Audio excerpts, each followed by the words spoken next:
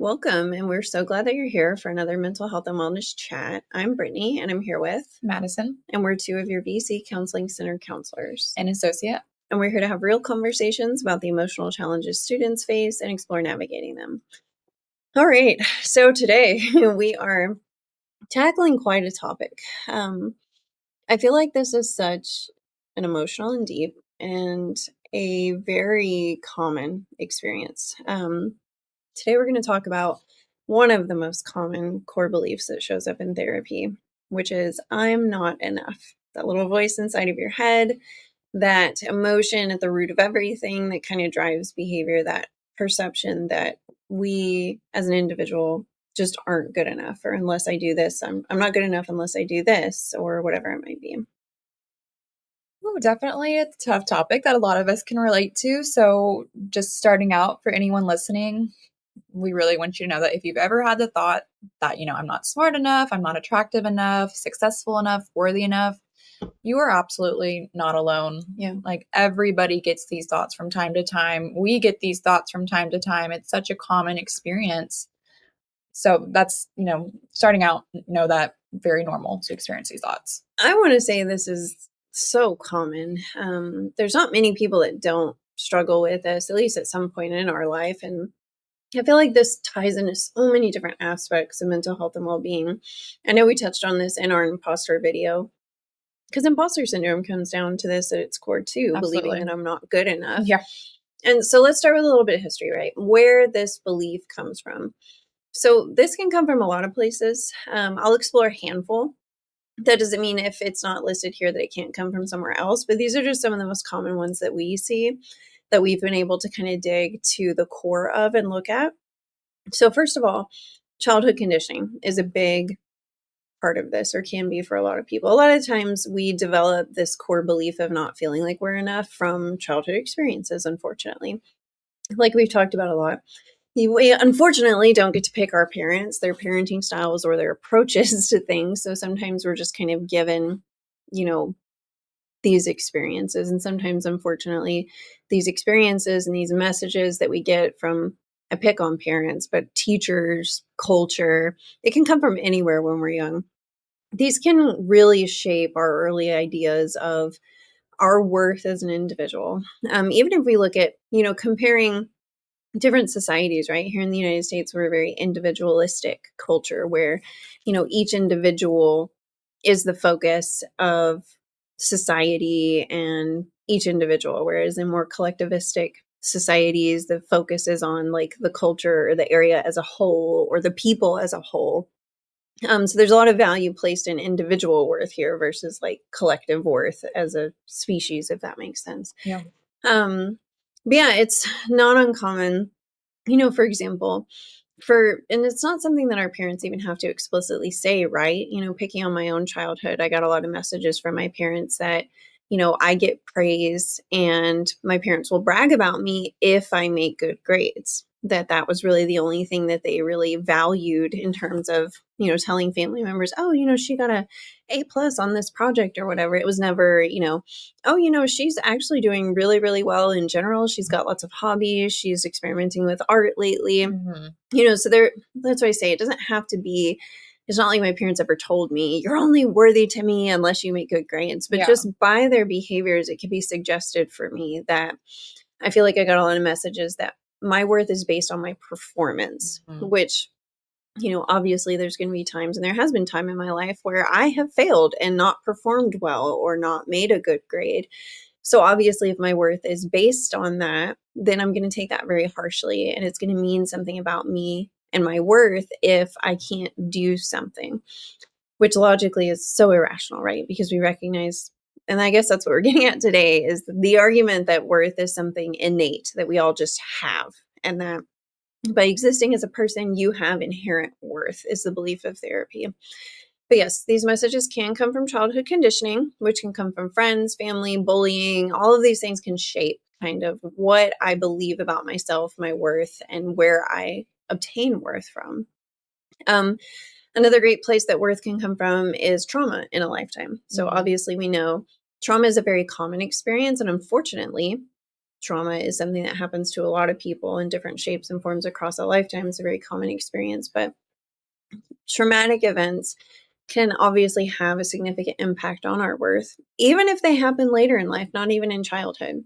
A really great example is like, you live your life and you get married for the first time and you experience being the victim of an affair, right? I would argue for a lot of people that is a very traumatic experience. And a really common thought with affairs is if I was enough, my partner wouldn't have done this to me. Yep. So you can see how worth and value can come in even in those circumstances where, let's say I had a healthy childhood, but now I've experienced this adult event, which has made me question or doubt my self-worth because of that. And then also trauma, when something painful happens and no one helps us make sense of it, or we maybe don't talk about it enough, or we just kind of push it down, we can internalize this event as a reflection of me and my worth.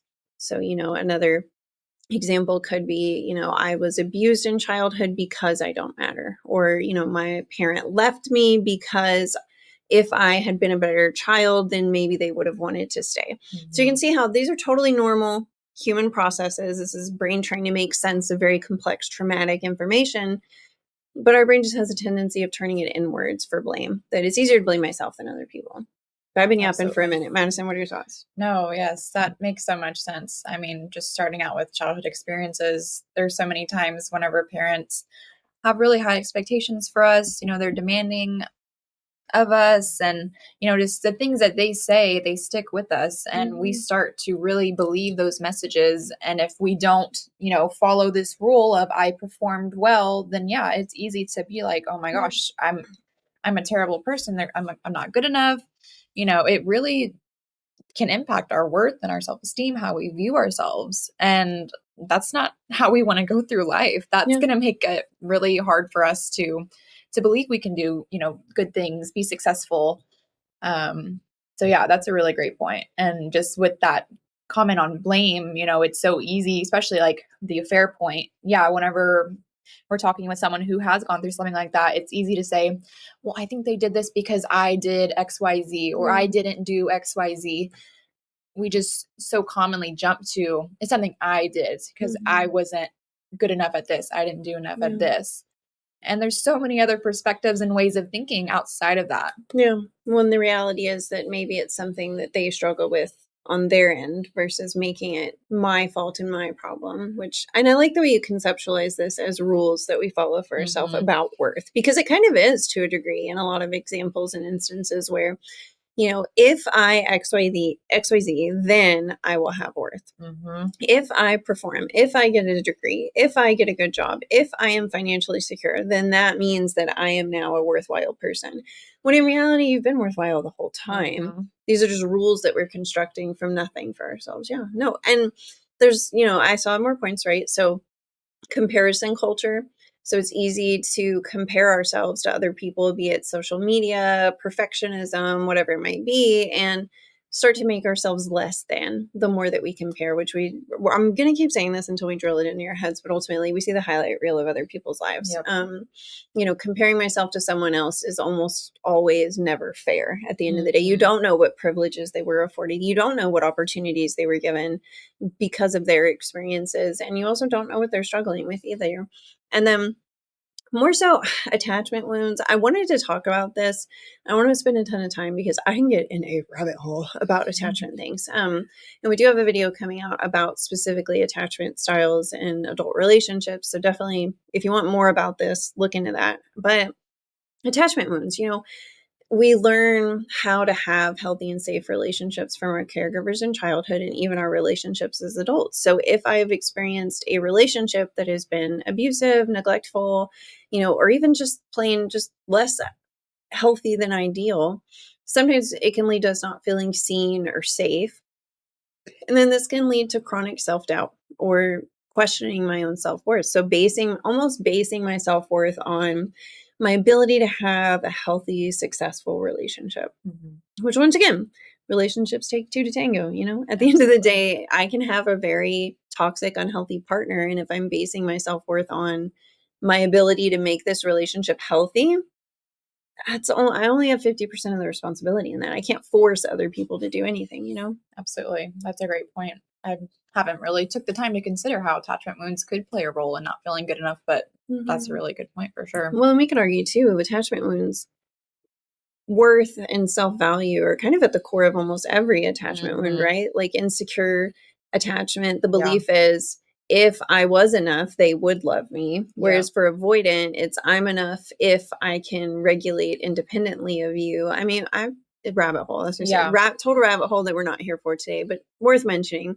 If I was enough, my parents would have paid attention to me, is really the message there. So Absolutely. yeah, and it can come, like I said, this is not a exhaustive list. This is not every single, but these are some of the most common ones that when we start digging with people, this is kind of where we end up most of the time. Yeah. So whenever you go over all these things that can contribute to this feeling of not being good enough, it makes so much sense why everybody, not everybody, but a good portion Mhm. of people experience this thought at least once in their life or from time to time.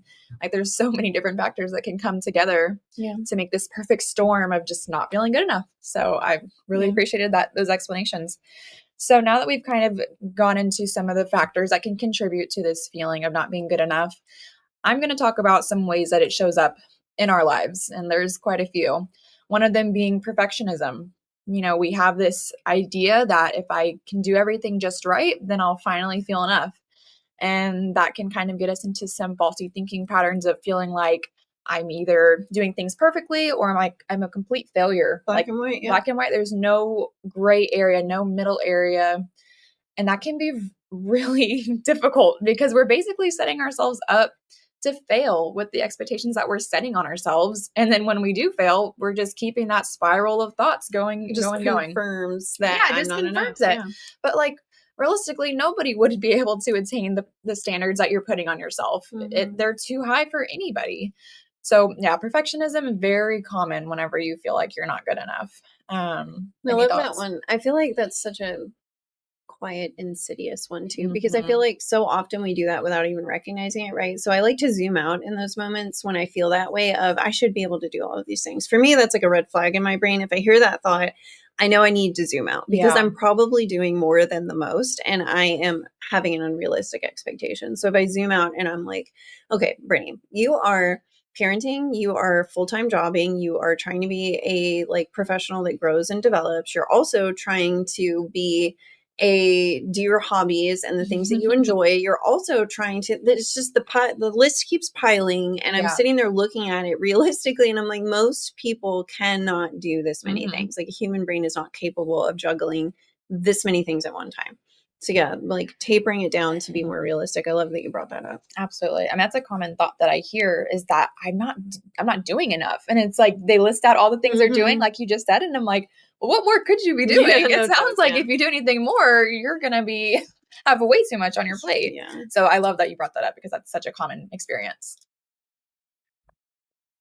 So another common thing that people can experience when they're feeling like they're not good enough is people pleasing. Like we were previously talking about, whenever we tie, how others perceive us, how they accept us, view us to our worth, that can definitely stem people pleasing behaviors. Hmm. If we feel like, oh, if I can just put their needs before mine, if they can love me and accept me, then that means, I'm doing a good job. I'm a great person. And, that can lead to us abandoning ourselves and Yeah. not prioritizing what's important to us and putting too much on our plate whenever realistically we don't have the capacity for that. And those behaviors can, turn into have some really long term consequences that are not Yeah. helpful for us.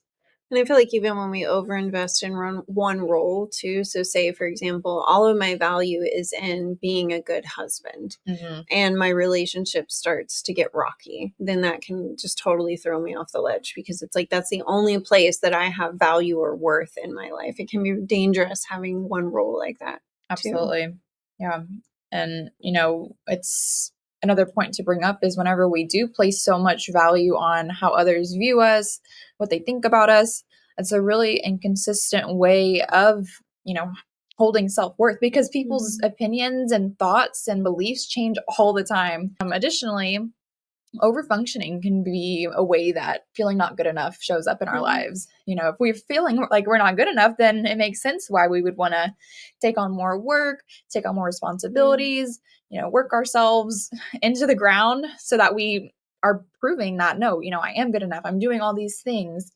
But realistically, we're only exhausting ourselves, possibly burning Yeah. ourselves out. Well, and I feel like this ties into the video that we did on imposter syndrome too, Mm-hmm. because I feel like you end up doing the most, but it's rarely ever enough because the Yeah, goalpost just moves. Because I exactly. felt that with imposter syndrome. I kept telling myself, I'll feel competent when I have my degree. Mm-hmm. Got my degree, then it was like, okay, I'll feel competent when I'm fully licensed. And then got fully licensed. It was like, okay, Yeah, now. And then that's where I started noticing, like, okay, maybe absolutely. we need to redefine what makes you confident or worthwhile or worth or all these things. Yeah, Mhm. absolutely. Yep. And self sabotage is another way that feeling not good enough shows up. The idea of why try if I'll just fail, and Mhm. that can easily hold us back from so many opportunities. Yeah. Maybe it's holding us back from taking maybe a difficult class or getting a promotion at work or trying out a new like hobby or activity Or because even just self-help or, yeah, trying to because we're improve so yourself, worried yeah. it's just not going to work. So it's like, oh, I'm just not going to even try it out because I'm going to make a Yeah, mistake and I'm going to confirm that I'm not good enough. So, yeah, that's a big one for sure. yeah. Additionally, like I was just talking about, it can lead to avoidance, like I said, of certain roles that we take on, opportunities that we could possibly have for ourselves. It feels easier to just not even engage, not try. So we feel like, that temporary relief.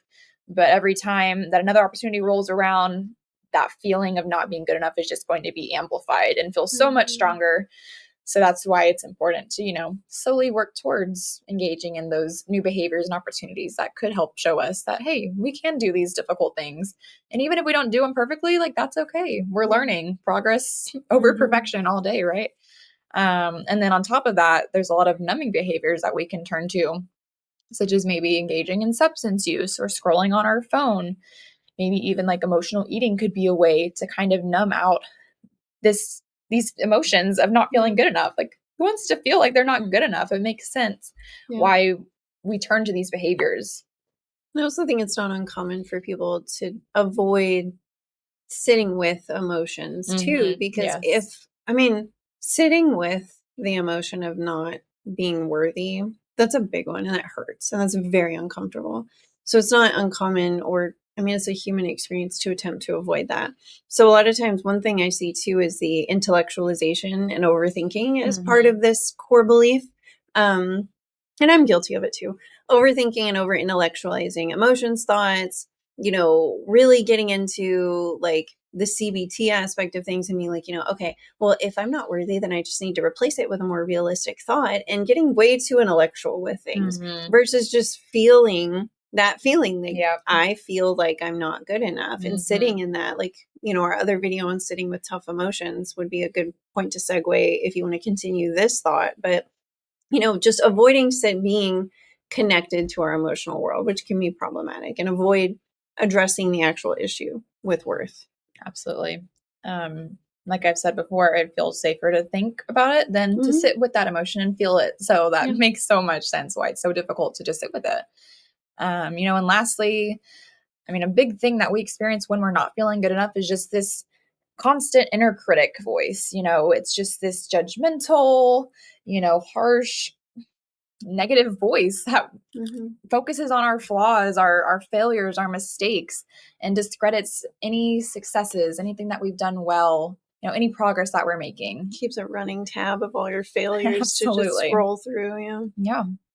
No. And so if we look at these things, I think most people's logical thought is, so what do I even do with that? Like you've listed all these things I identify with some of these. Like how do you even work through something like this? Hmm. Which I feel like is the biggest challenge. And once again, this is not therapy. This is not counseling. It's not a substitute for therapy or counseling. We're just kind of talking through how some different ways that we would do this depending on the person. Once again, therapy is individualized heavily. So it's going to just depend on your circumstance and what you bring to the table specifically. But like we talked about, sitting with difficult emotions, sometimes for some people, it's most helpful to learn how to experience emotions a little bit more fully, because for them, that is what's necessary to kind of move forward. We're kind of getting stuck on being intellectuals and overthinking things and avoiding it in that way. So sometimes the antidote is to learn and practice sitting with uncomfortable emotions and learning that they're not the end of the world, they're not going to kill us, and that we are capable of that skill. And for some people, that's what they need.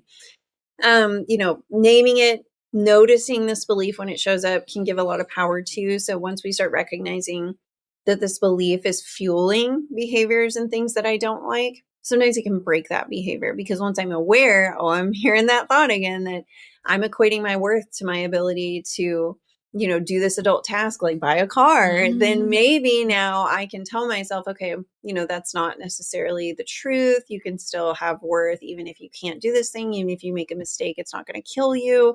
So we can kind of start working with it in that way. Yes, because like we know we can go down that overthinking spiral if we're not careful. So really just noticing it, calling it out, being like, okay, let me slow down for a second. There's a lot going on here. Let me just sit with this for a minute. Yeah. I don't have to figure this out or solve this right now. Just need to sit with it. And be Absolutely. curious with Be yourself. curious about it. There's no timer on life decisions, these things most of the time. And really kind of challenging that thought, asking myself, okay, I noticed that I have this struggle with worth and value. Where did I learn this? First of all, when was the first time I can remember feeling this way? Mm-hmm. And then is it actually objectively true, right? So can I agree with the belief that maybe all people just have inherent worth? Because if I ask you that right now, answer it for yourself. Do you believe that people, human beings, for existing, that they are just worthwhile because they're born and they're here? That means they have worth assigned to them. Like, yes, obviously, you can argue that, someone can do something that gives them less worth. Maybe they hurt another person or murdered another person, and that brings their worth down. Maybe we could argue that point, but like, do all people just from being born have inherent worth? And if you choose to agree with and accept that belief, then it applies to you too. It doesn't apply to everyone on the planet but you. Yeah. And listening to this, I'm going to assume that you haven't murdered anyone, because you would be in prison and, you probably wouldn't have access to this podcast maybe. But, you hear what I'm saying in the sense of like, you still have worth ultimately. So kind of exploring that idea too. And even like I said, just reconnecting to this inherent worth. You are not your productivity. You're not your mistakes. You're not your trauma. You're something separate from these things. These things happen to you as a result of existing, or these things are just one part of you. It's not your entire worth based on that one thing. Absolutely. It's so easy to, whenever it's a friend or a family member or someone else who's going through this, it's so easy to tell them like, oh no, that's not true. You're such a great person, and to really see that they do have this worth. But when it comes to ourselves, it can be difficult at times, and it's okay to admit that. But it's just knowing that we can work on shifting, the way you think about that. Yeah, and the bar is always so much higher for yourself than it is for someone else. And that's one of my favorite exercises to remind people is when you struggle as much as you are, I want you to imagine that you're supporting your child or your best friend or your husband or whoever it is that you love and you're kind to. Or even if you don't have that, how would you want to talk to child you? If you could be the adult the child you needed in that moment, how would you talk to child you? Because I'm pretty sure it would be much kinder than the way that you're talking to yourself right now. And reconnecting, looking at parts work or inner child work, sometimes for some people this can be very helpful. Like the example I just gave, an example of one facet of inner child work, right? So kind of talking to the child you and saying the things that child you needed to hear in these moments where you felt vulnerable and like you didn't matter. And it's all about, kind of healing the younger self that internalized this belief in the first place. This is just one way. It's not to say that it works for everyone or that everyone's open to it, but it is one way. And then the biggest part for me, I feel like, is compassion-based exercises. So like me and Madison were just talking about treating yourself with compassion. So building this new inner voice over time. As we say, it's not just one time. You can't just say, well, Brittany, I was compassionate to myself yesterday and I'm still having negative thoughts today. No, it takes consistency, effort, time.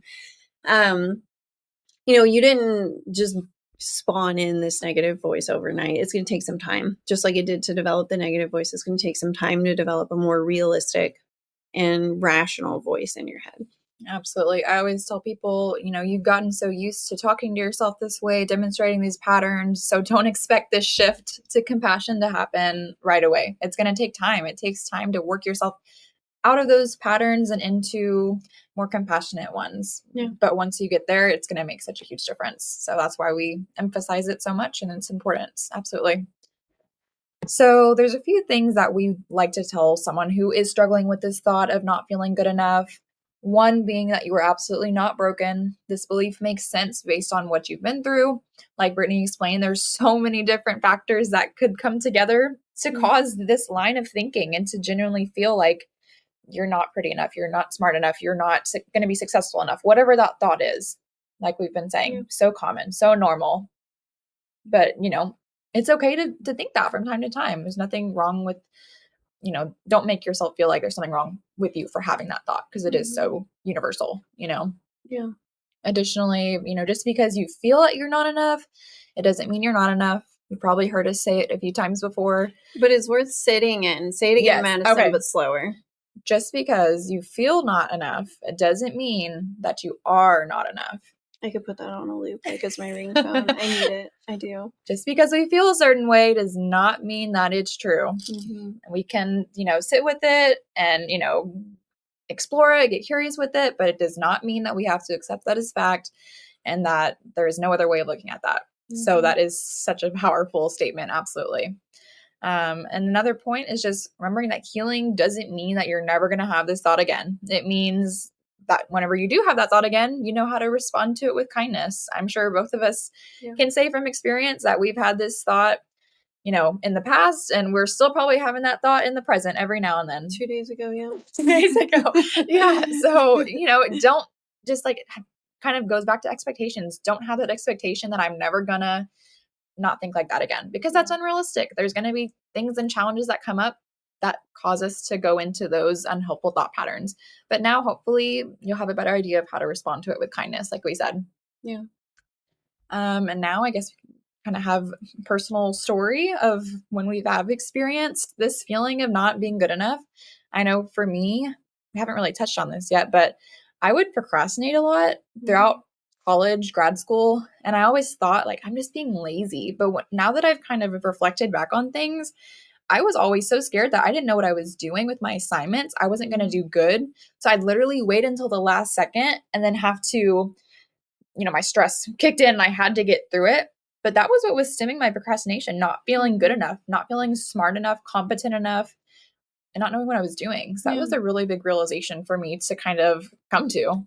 Well, and I like that you noticed, though, because that's a really good example of the negative thought fueling this ultimate behavior at the end, which is the procrastination, but picking on that original negative thought, right? That I'm just lazy here, which that thought fuels feeling like I'm not enough. So you can kind of see how this is a cycle with this example, right? That, if I feel like I'm not enough, which is the quiet thing that's said in our brain beforehand, then I'm going to avoid doing this thing because what if I turn in an assignment and I do fail? So I just want to avoid it. But then we avoid it and then our brain is like, well, you're lazy and you're all these awful things because you're avoiding. You need to do better things. So then we do the thing, but then there's still that core fear that what if I find out that I'm not good at this, or I don't know what I'm talking about, that I am dumb or whatever it may be. Yeah. So I think that's a really great example to demonstrate the cycle of this because it is. What if my fears are confirmed? Yeah, exactly. And ultimately we could take it a step further and say, like, what if your fear, what if you did fail, Madison? What if you did turn in an assignment and you made an F on it? Then what? Like, play it through. I'm fortunate that never happened somehow. Yeah, but there you go. But yeah, that was genuinely my fear. And like, if I did make an F, I mean, I would probably have been really hard on myself about it. I would have been like, oh my gosh, I knew this was going to happen in the back of my mind. Like I said, that thought of not being good enough just was confirmed and came true. But realistically, I could have learned from it as well. And yeah, I think that's the point there, though, that we're getting at, is that like this thing does happen, and obviously, yes, you're entitled to feel a type of way about making a bad grade, but I think that's the point, is that at that point you have a choice to make in that moment. Absolutely. And that's where the empowerment is. Like, is this proof that I shouldn't do this major and that I should do something different, or am I going to choose to interpret this as a obstacle and that it gives me more information about my study habits, my ability to comprehend information. Maybe I need to look at accommodations to see, is this an issue with my studying or is this an issue with me testing? I mean, Mhm. and that's the point, is that we're at a crossroads at that point where we are empowered to choose what we do next in this next step Yes. versus obviously an alternative third one is to take it as proof of, yep, you have no worth or value Yeah. and you don't deserve, to even try again. And this Mhm. just proves that you are all those awful things, which when I say that out loud, you're probably scoffing or laughing or rolling your eyes because you're like, "This is so ridiculous, Brittany." This is what our thoughts sound like. Like, if Mhm. we really just isolate them and focus in on them, they sound so unrealistic and irrational for me to tell Madison that. Yeah, But when it's in our head, we just accept it as fact and the most rational thing. So, yeah, no, for sure. absolutely. And so, grounding message, right, as we're wrapping things up and closing things up, I want to remind you that your worth is not earned, it's inherent. And I want you to sit with that belief. I'm not telling you what you have to believe, but I want to challenge you. Consider this belief, right? What's the harm in believing that you just have inherent worth? How is that going to hurt you to just believe that? Other than that, maybe it violates this belief that we have that I'm not worth it, right? So if I believe I'm not worth it, it would be hard for me to accept that maybe I do have inherent worth. But I really challenge you to chew on this for a couple of days, that you just have inherent worth, that you don't have to earn worth and still be worthwhile.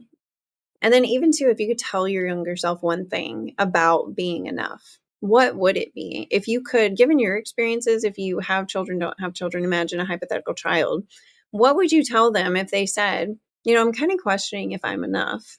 What would you say to them in that moment? That's a great question. Because that can kind of help you define too what worth is. And then even reflecting yourself right now of, what do I base my worth on today? What makes me worthwhile as a person? And how do I feel about that? Do I agree with what I'm defining worth as today? And then I also invite you to reflect, when do you feel most like you? When do you feel most enough? Hmm. And you can sit with that one, because even me asking myself that question right now, That's a good question for I don't myself. have an answer to it, but it's something we can reflect on. Absolutely. And, a gentle practice here to keep working on, it could even be, journaling obviously can help us write our thoughts out loud, and kind of even just explore these questions that you can always rewind it, go back through, pause, write them down, pause, write them down. Saying mantras can be popular with some people, or simply even just noticing self-critical or worth-based thoughts this week can be a really good place to start if this is something that you're kind of focusing in on. And, obviously, I like to encourage you, if this is something that you do want to work on and you feel like you're at a dead end, or you just want some more structured assistance with it, counseling at the VC Counseling Center is always free for VC currently enrolled students. We're more than happy to work with you. It's some of my favorite things to work with people on is worth and negative core messages. Same thing with Madison. So yeah, any other thoughts as we wrap up, Madison, or you think we pretty much covered it? I think we covered most of it. I think just the last kind of message to send with our listeners is just like we've been saying, this is such a common experience.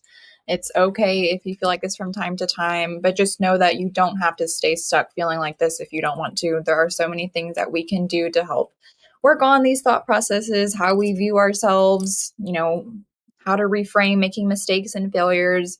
So just know that you're not stuck feeling like this by any means if you don't want to be. So I think that's always an encouraging thought to end on. So absolutely. So thank you so much for joining us today in your go-to space for honest conversations about mental health and well-being. We're your hosts, Madison And Brittany. and we're glad that you spent part of your day with us. Remember that taking care of your mind is just as important as taking care of your body. Be kind to yourself, reach out if you need support, and know that you're never alone. Until next time, take care and take a deep breath.